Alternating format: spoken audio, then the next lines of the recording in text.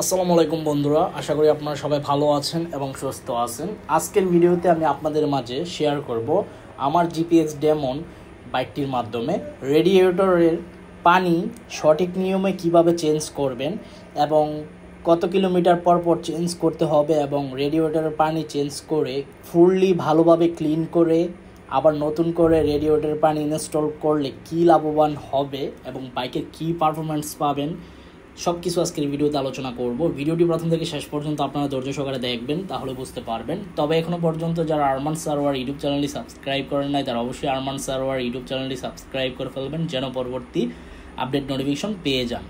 বন্ধুরা, হায়ার সিসির বাইক আর বাংলাদেশে কিছু প্রিমিয়াম সেগমেন্টের যে বাইকগুলো আছে, এই বাইকগুলোর মধ্যে হচ্ছে ইঞ্জিন ঠান্ডা হয় আপনার রেডিয়েটরের মাধ্যমে, কারণ রেডিয়েটরের মধ্যে পানি থাকে, ওই পানিটার মাধ্যমে ঠান্ডা হয়। আর একটা ফ্যান আপনারা দেখবেন ঘুরে এবং ফ্যানটার আওয়াজ হয়, লক্ষ্য করলে আপনারা বুঝতে পারবেন।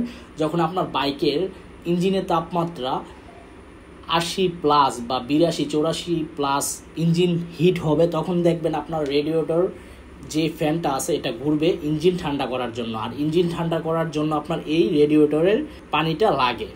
তো এটা মূলত আপনার 2000 কিলোমিটার পর পর চেঞ্জ করলে ভালো। আবার অনেকে রিকমেন্ড করে যে 5000 কিলোমিটার পর পর চেঞ্জ করতে, বাট আমি বলবো আপনাদের 2000 থেকে 2500 কিলোমিটার পর পর চেঞ্জ করবেন, তাহলে আপনার ইঞ্জিন পারফরমেন্স আরও বেটার পাবেন এবং ইঞ্জিন হিট হবার ইস্যুটা থাকবে না।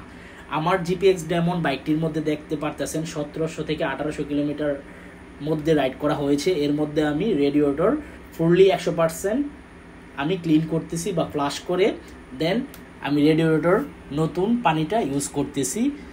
আর ইউজ করার পর আলহামদুলিল্লাহ খুব ভালো ফিডব্যাক পাচ্ছি, কারণ রেডিয়েটরের পানিটা খুবই ভালো কাজ করে যদি আপনি নিয়মিত রেডিয়েটরের পানি চেঞ্জ করেন। আর আমার বাইকের ইঞ্জিন এখন আরও অনেক স্মুথ পারফরমেন্স পাওয়া যাচ্ছে। এই ছিল রেডিয়েটর পানির ব্যাপারে আপডেট ইনফরমেশন।